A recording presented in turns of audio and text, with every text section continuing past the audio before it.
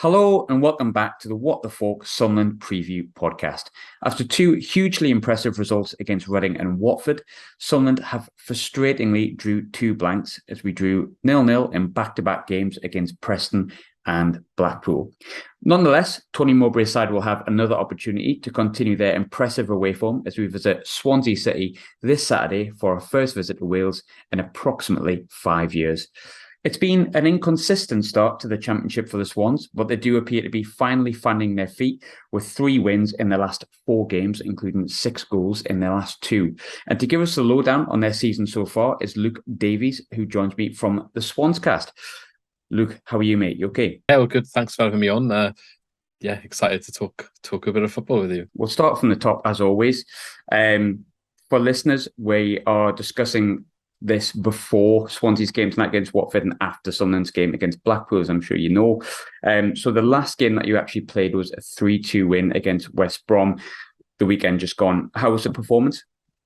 Actually went up to this game, so it was very good. Yeah, very good. Well, there's areas where we were perhaps getting a bit frustrated. I think, we took the lead and it looked like we took a foot off the gas. But what was a highlight for me was how we were able to get back into the game and come away and at one point come from behind to pick up a result away from home. It's not really something you've seen from us this season, and maybe is a sign of where we have made improvements and certain things have changed to allow us to sort of have that mentality to stay strong, where we have gone behind but we're not out of the game.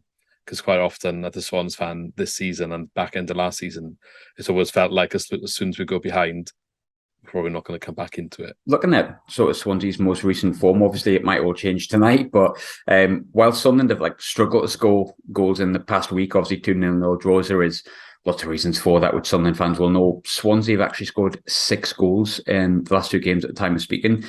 You weren't really scoring that many at the beginning. Obviously, that's definitely changed. What do you sort of put that down to? It was a bit of a tricky summer in regards to transfer speculation, I guess, around our top players. So Joe Perreault, obviously 20-goal striker last season, did really well for us in his first year in the Championship, which highlighted him to everyone, essentially, as it does. Again, linked with teams left, right, centre. So he kind of I think he had a slow start of the season. We'll start from the top, as always. For listeners, we are discussing this before Swansea's game tonight against Watford and after Sunderland's game against Blackpool, as I'm sure you know. So the last game that you actually played was a 3-2 win against West Brom the weekend just gone. How was the performance?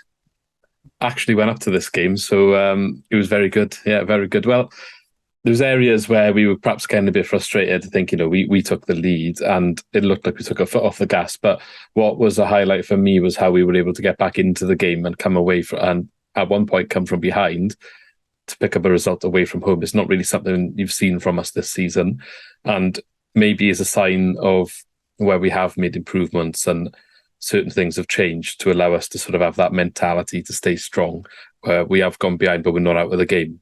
Because quite often as a Swans fan this season and back end of last season, it's always felt like as soon as we go behind, we're probably not going to come back into it. Looking at sort of Swansea's most recent form, obviously it might all change tonight, but while Sunderland have struggled to score goals in the past week, obviously 2-0 draws, there is lots of reasons for that, which Sunderland fans will know. Swansea have actually scored 6 goals in the last 2 games at the time of speaking. You weren't really scoring that many at the beginning. Obviously, that's definitely changed. What do you sort of put that down to? It was a bit of a tricky summer in regards to transfer speculation, I guess, around our top players. So Joe Perreault, obviously 20-goal striker last season, did really well for us in his first year in the Championship, which highlighted him to everyone, essentially, as it does. Again, linked with teams left, right, centre. So he kind of I think he had a slow start of the season, and you'd have to say perhaps there's a link with all of this gossip that he wasn't quite the same player, at least in the early stages. So since the transfer deadline has come and gone, he's definitely got into the games more. He started scoring the week after I think it closed, but also Michael Obafemi, the other striker, who again, our attacking line has been quite good under Russell Martin with those two. On deadline day, the sort of gossip and rumours shifted to him and he was linked heavily with a move to Burnley, which they were by all accounts bidding a couple of times. I think turned his head a little bit. He had a bit of a pout on, so he got dropped. Now they were both playing together, and because they were both playing together, you'd have Obafemi up top and Perot behind, perhaps on the right, not as a striker. So the fact that Obafemi's now been dropped, Perot's gone back to striker role, that also might have made a contribution. Personally, I can't see a reason why he should now try and accommodate both in the team. Because as you've said, since they've made the change, we've started scoring a few more. It's not like it's Perot scoring all the goals, but the team seems to be functioning better with him as a striker or Obafemi as a striker and the other one coming off the bench rather than trying to fit them both into the system. So I think both things, the rumours and the little changes in formation, have definitely made an impact. But one thing that I want to mention as well, a youngster coming through a system, Ollie Cooper, has also come in at the same time as all this happening because of form, as you mentioned earlier, wasn't great. So a couple of things changed. But he's kind of shown a little bit of determination, effort, like that sort of want to stay in the team, want to work hard, goes a long way, and perhaps showed what some of the other players weren't doing, who struggled to get back in since. And he's played every game since. So he's come up from the youth team. We wanted to see more of him.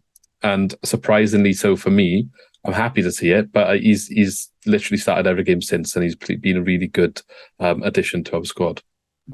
Looking at, obviously, you touched on Russell Martin there before. It was someone that we were relatively familiar with because of obviously our stint in League One. He's been in charge for sort of little over a year now, like a year and 2 months, give or take. I think he left in last August. I can't quite remember where the season started sort of last year, but highly rated, obviously, at MK Dons. And he really seemed to be building a project that had a purpose and a style of play. Most managers don't last too long these days in the Championship. I heard the other day that Michael Beale, who's been in charge of QPR for 4 months, is the 11th longest serving manager in the Championship. So there's a stat. But it does appear that Swansea, see Russell Martin and did it right at the beginning as the man for the long haul. But how do fans view Martin, and how's his first year been in charge for you? It's very mixed, actually. So his first year in charge was always tipped as a transition. We were always going down this new style of play route. I say new style of play, more focused back on the way we used to play in the old days, although the formation's different. Passing the ball, keeping the ball, that sort of thing. But under Cooper, that's not what we were necessarily doing so much of. So transition, trying to get the players to play this way, and it's quite an aggressive form of that style, probably more so than what we used to do in our successful periods. So it's been tricky, but I guess you always had the whole, got to give him time, transition year last season. And we finished around mid-table, but the expectation was to push on. So the early part of the season, it's been a lot of fans on his back because of the tough start that we have had. Go back 2 weeks ago, and we were in the bottom three, I think. And I know it's early days, but people were starting to get twitchy and frustrated. We weren't scoring so much. Making stupid mistakes, and it was the same sort of stupid mistakes that were always labelled as well as because it's our transitional season. We've got to get used to this new style. It's like, okay, we're in our second year now, so why are they still happening? It's like we haven't learned anything. So there's still questions.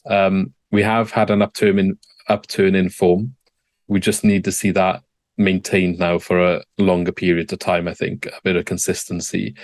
It looks like he's got the potential to get us in that right direction. He just needs to stick to his guns now. The changes he's made that have made an impact, own them, but don't go back to what you wanted before. Now it started getting better again, if that makes sense. So still jury out a little bit.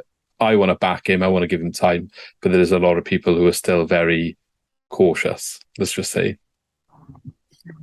I think when you're looking at Swansea's style, obviously in the past, I think obviously we were in the Premier League with you at the same time. We sort of remember the Brendan Rodgers style. And I think there's a lot of clubs that get associated with the style of play. I think Norwich are kind of one as well, weirdly, which obviously Russell Martin has a connection with, as being a long-serving former player. Widely, I would say Russell Martin, from the time that he had at MK Dons, was seen as someone who would promote passing out from the back at all costs, bringing the keeper in as a sweeper keeper, possession-based with maybe a modern flair. Has he continued down that route, and is that the kind of style we're going to see, or is it going to be a little bit different to what maybe you would hear in the media or expect Swansea to play under Russell Martin? No, that's definitely the style. And when I mentioned perhaps some of the stubbornness and things that he's slightly changed recently to get our form better, the passing out from the keeper specifically under pressure is one of the main things. That's also one of the main things that's cost us a lot when we've got it wrong. So a lot of the opportunities for opposition teams come when we play ourselves into trouble in a position where we can't recover. That's, I would say, when most of the goals we concede come from and have done since he's been in charge. And the fact that that's still happening now is the concern. He did rectify it a bit by bringing in Stephen Bender instead of Fisher. Fisher's the goalie he brought from MK Dons, who seemed a little bit more able or willing to just kick it long when that's required. And in the game immediately after, where we started addressing this slump, if you like, against QPR, we actually had less possession in a home game than QPR. And it's the first time all season we've had less possession than the opposition, where we were averaging around 70% beforehand. So bit of a shift. But I think now they got a bit more comfortable. It does seem like even Bender now in goals is starting to play out from the back a bit more.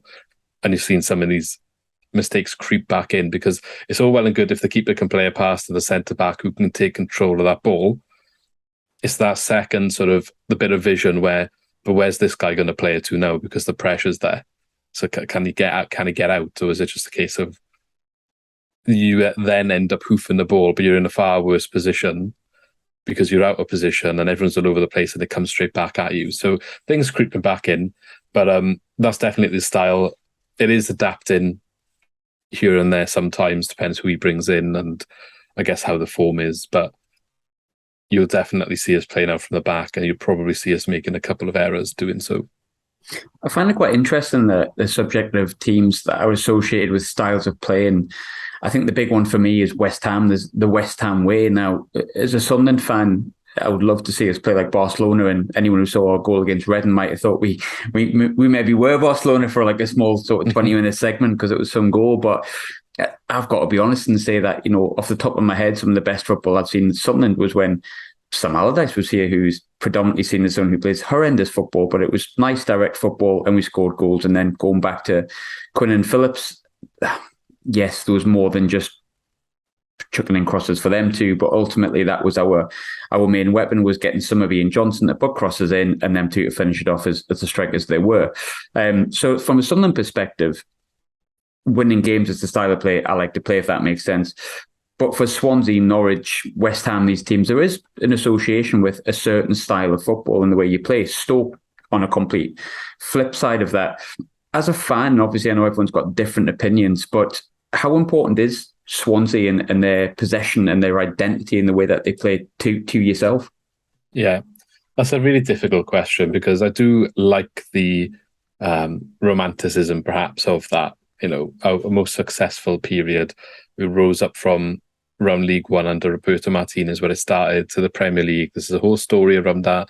I know a lot of teams have, quote, you know, maybe not so much these days, but immediately afterwards used that as a bit of perhaps inspiration. And we always look back on fond memories. So you think, oh, let's just go back to that style of play. It's going to be successful again. But is the football landscape the same as it was then?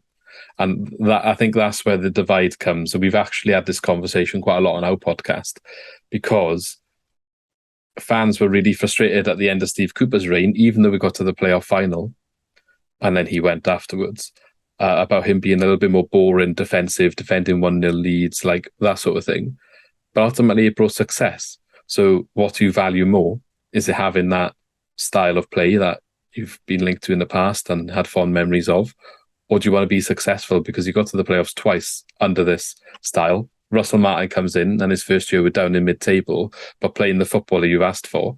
But then you've also got a large section of the fan base not happy with that. So I don't know what the answer to the question is. I think for me personally, I think results need to always be the focus ultimately in this business. And the more financially incentivized the sport becomes, ultimately it's got to be the way, isn't it? Results. And that's why you see the managerial changes and the amount you see. If you're prepared to give someone time and you back them correctly, then yeah, go for a style of play that's going to benefit your club. And if you can build something around that, I think that can benefit you in the long term. But if you're going to go down that route, I also think you need to be patient. And that's one of the things that's missing a lot of the time from fans and perhaps the boards across the place. So yeah, that's what I think. Yeah, very fair answer. I think I agree with you 100% on that. But you're probably right in saying that a lot of the clubs I mentioned before, maybe that style of play is dipped in the nostalgia of successful periods.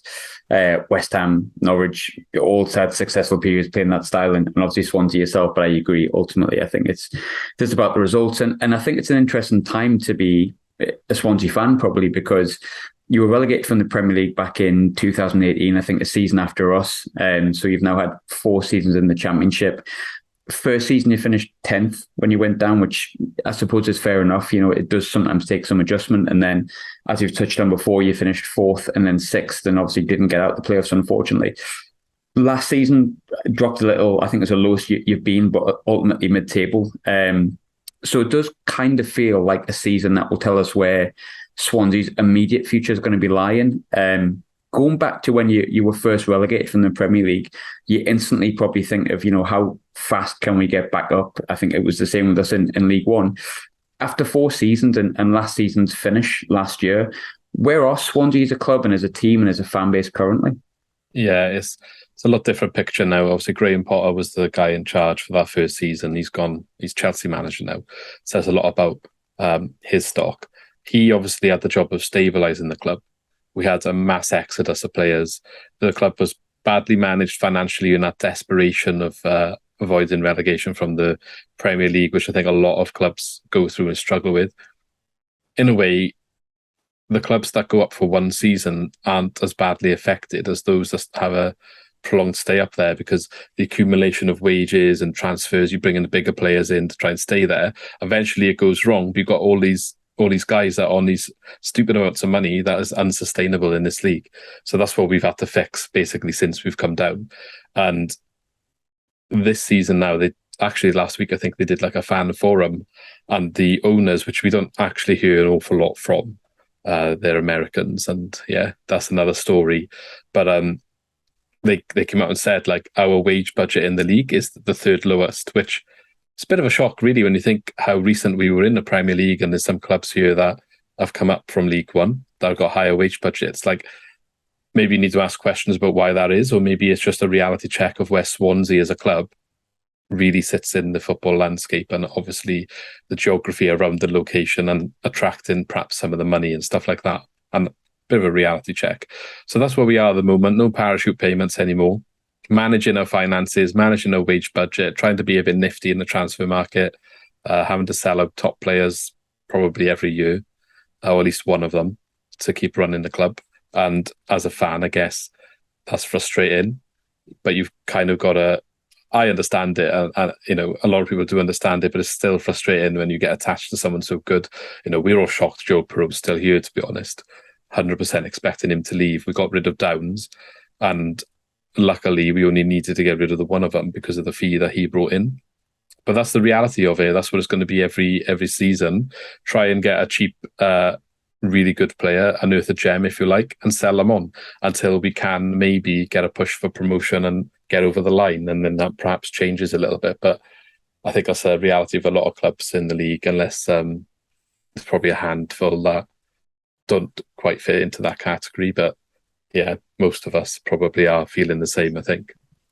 Touched on obviously losing diamonds essentially, and it was something I wanted to touch on because I think far and wide most people seem to rate Graham Potter as the best young English manager in the league at the moment, and it's the big reason he got the job. Going from Brighton to Chelsea, he's completely transformed Brighton. You can see how they're still playing, and they still obviously will be benefiting from a lot of his methods.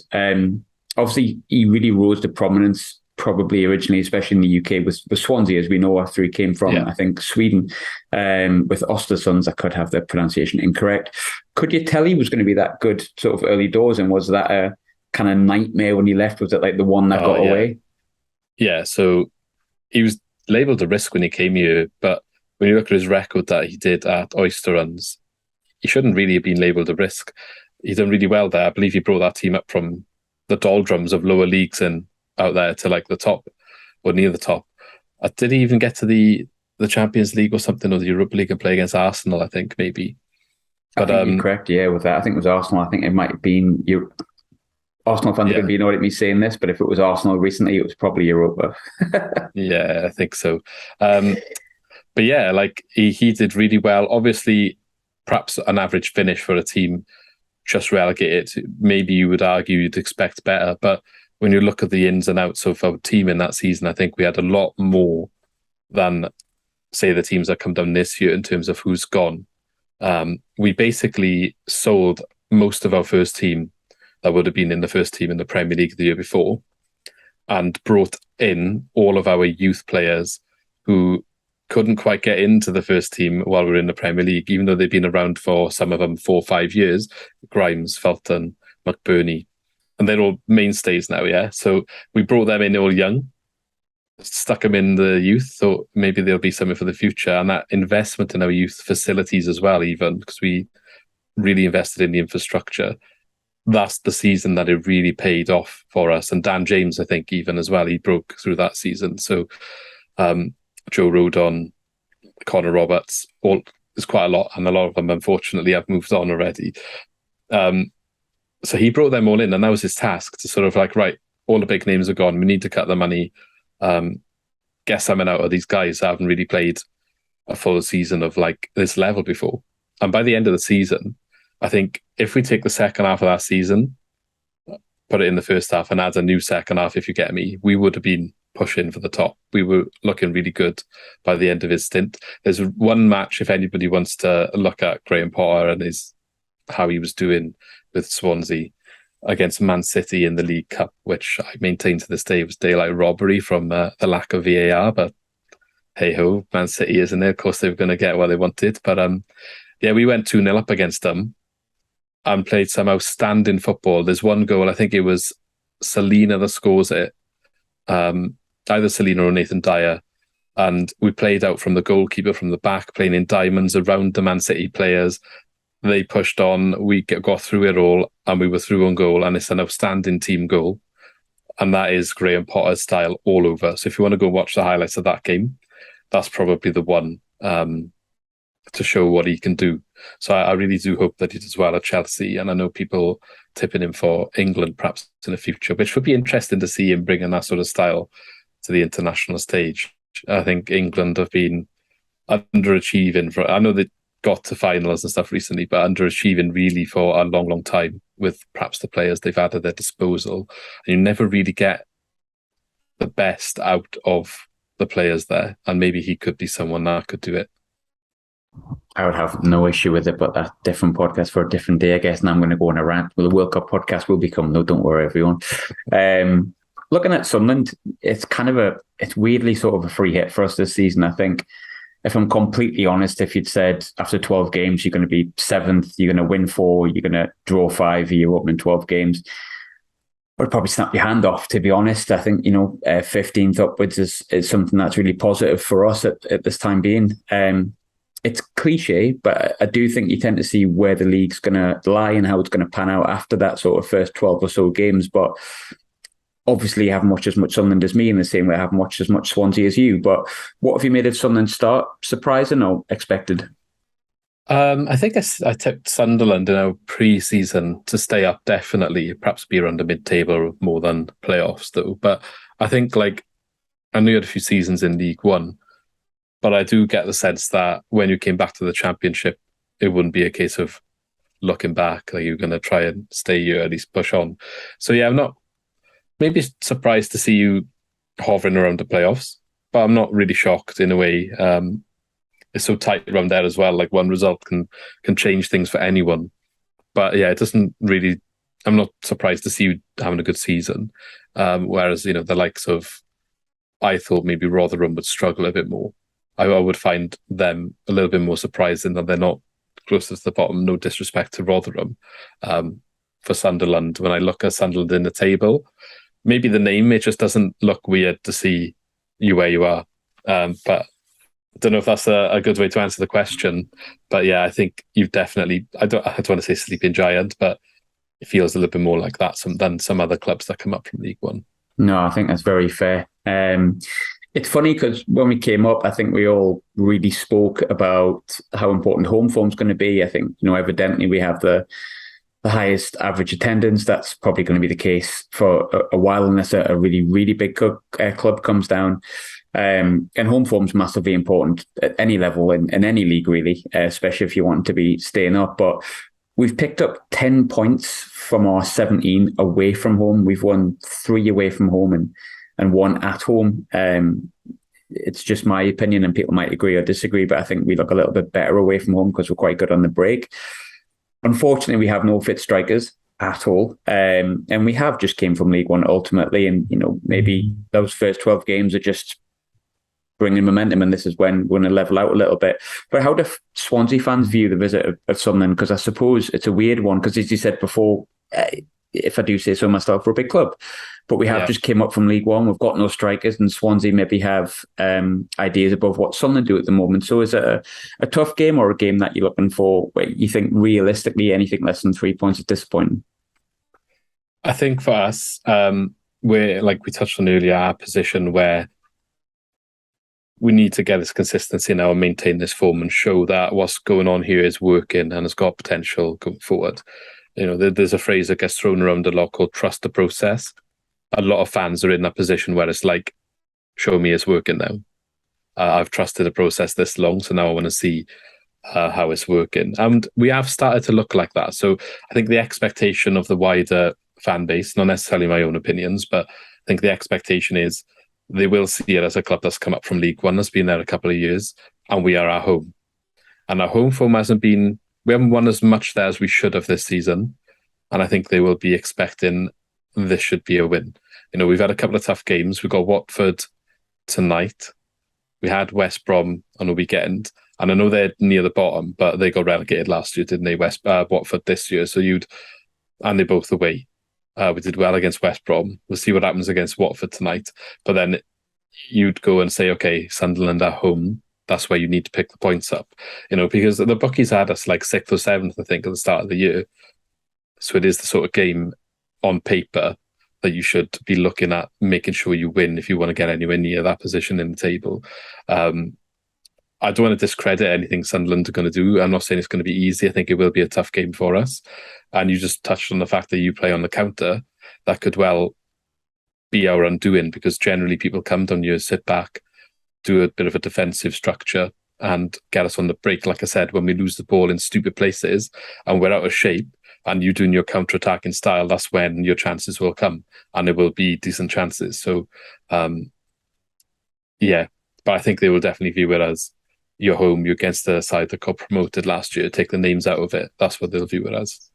Yeah, no, 100%. And I'm not surprised by that. It's just always a funny one how we're viewed, because I think when we first came down, some people were tipping us for playoffs as like the surprise package, where we were just like, oh God, just stay up. And then we did all right. And then it's an interesting one as always. But if Sunderland are to get anything from Swansea on Saturday, be it a point or 3 points, which are the players that concern you? Which are the ones that you think could potentially damage Swansea?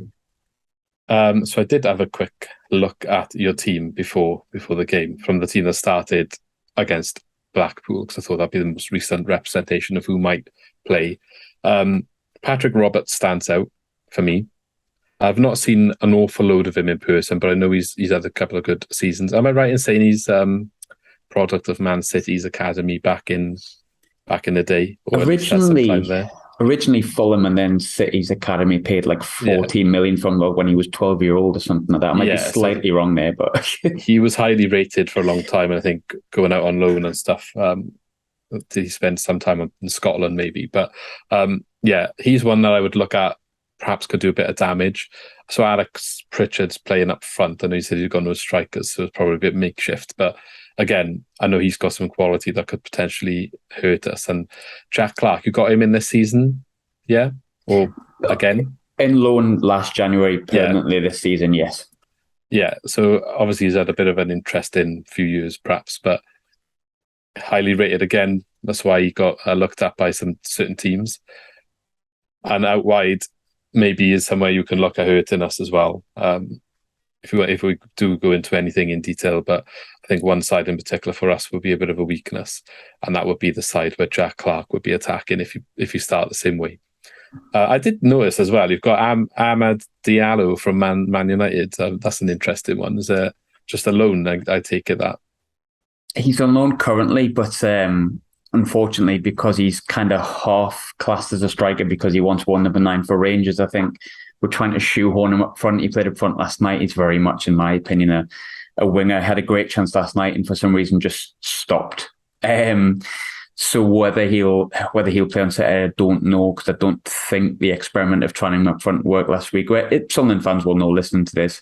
We're struggling a bit without strikers. But Diallo has shown flashes, but whether it's as a centre forward, I'm not convinced.